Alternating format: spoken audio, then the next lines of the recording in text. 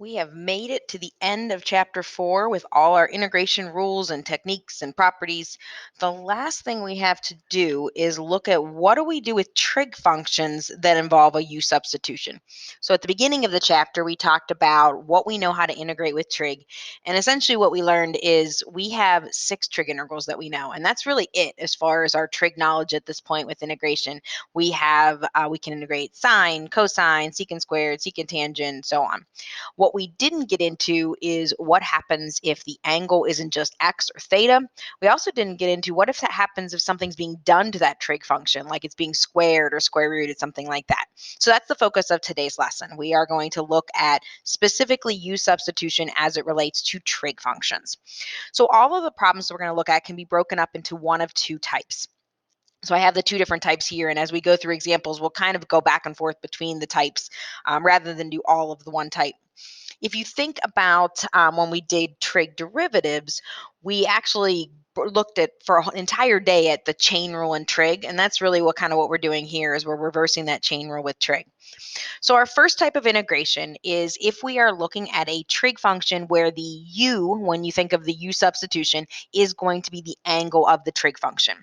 Now, if that is the case, if you decide to let u be the angle, it has to fall into one of these 6 known integrals. I refer to it a lot as the big 6. So again, if you say I want u to be the angle, then the next thing you should be able to tell me is which of these 6 functions is your integration that you're looking for. You will still have to figure out your du, and you will still have to determine if an adjustment needs to be made. So for example, I'll just do a quick example below this. Let's say it was something like the secant squared of 4x.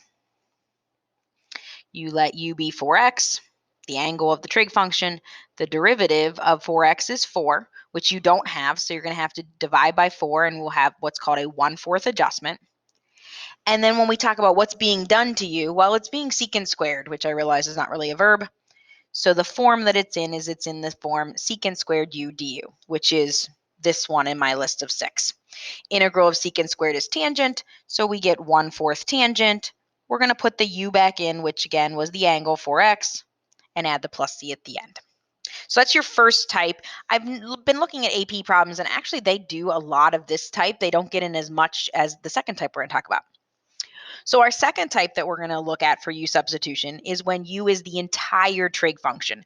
So for example, u is going to equal sine or cosine or tangent or any of the 6 trig functions.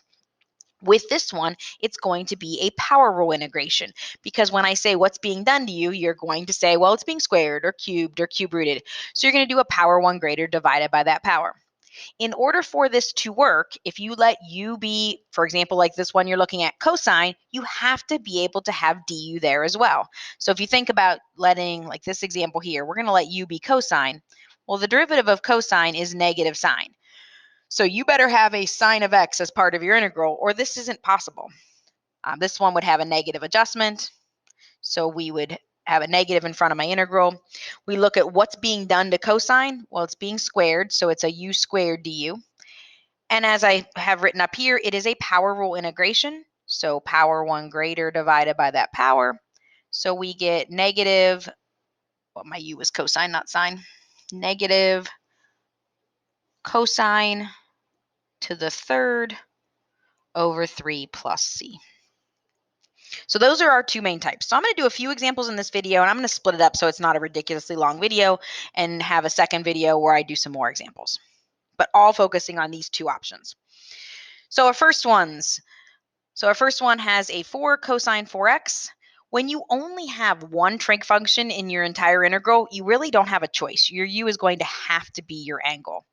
It's not till we start having multiple trig functions where we really start having options. Now, what you'll notice with this one is I am starting with a perfect example. We started with perfect examples with polynomials the other day.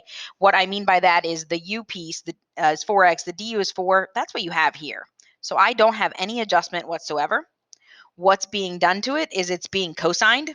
Again, I realize that's not actually a verb. No du adjustment. The integral of cosine is sine. So you get the sine of 4x plus c. If you were to derive this answer, you would get what you started with. And the way you would derive that answer is you would derive it with trig chain rule. So everything we're doing here is the reverse of the trig chain rule day that we did about a month ago. The second one, again, we only have a single trig function. I do realize it's being squared, but I only have a secant. So that means my u is going to have to be my angle. The derivative of x squared is 2x. I don't have the 2, I just have the x. So I'm going to divide both sides by 2 to have a 1/2 adjustment.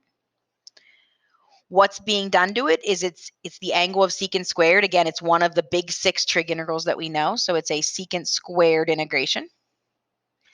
That is one of the trig integrals you should know. It is tangent when you integrate, so you're going to keep the 1/2 adjustment.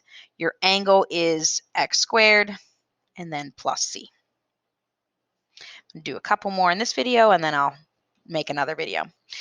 So the next one is the first one that is not going to be that first type. You're not going to let u be the angle. There's a couple reasons here. You would never let u be just plain old x. All that's doing is just switching letters of the alphabet. It doesn't actually make the calculus any easier. So if your angle is nothing but just an x, your u sub is going to have to be u equaling a trig function. The other indication here is you have two different trig functions. You have a sine and you have a cosine. We don't have an integral that deals with sines and cosines at the same time. So you're going to have to let u be a trig function. And the key here is let u be the trig function that's having something done to it. So if we let u be sine, because it's currently being taken to the 4th power, the derivative of sine is cosine, which is exactly what you have. So no adjustment needed, no constant in front. What's being done to u? Well, sine is being taken to the 4th power, so it's a u to the 4th du. Anytime you let u be a trig function, it is going to be a power rule. So you get u to the 5th over 5. So my final answer is sine to the 5th of x over 5.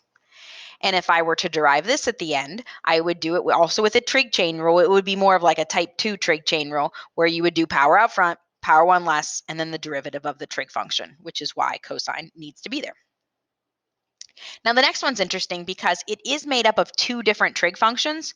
However, cosecant, cotangent, that combination is actually a known trig integral. It's one of the ones from our list of 6. So even though there are 2 trig functions here, this is still letting u be the angle of those trig functions. And the angle does need to be the same. It needs to be the cosecant 6x squared and also cotangent 6x squared. My derivative is 12x. I don't have a 12x, I have a 3x. So to adjust that, I'm going to have to divide both sides by 4. That will give us that 3x that we have in the integral. And as far as the form, it is currently a cosecant cotangent integral, which again is one of the 6 trig integrals we do know. This is definitely one of the more obscure ones, I will say that. The integral of cosecant cotangent is negative cosecant. So you're going to have a negative in front of your 1/4 adjustment. It is cosecant of 6x squared. So that gives you the beginning stages of this topic. I will make a second video where I go through more examples.